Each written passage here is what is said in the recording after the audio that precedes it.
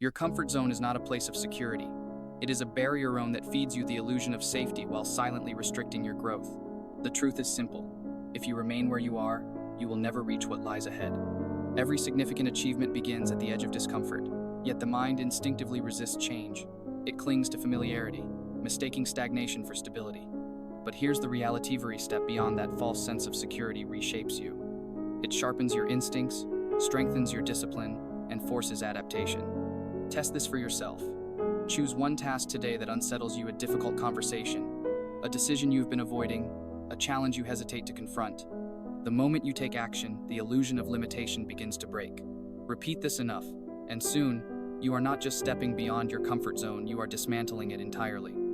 So, the question remains, will you continue to embrace the lie of safety, or will you pursue the path of growth?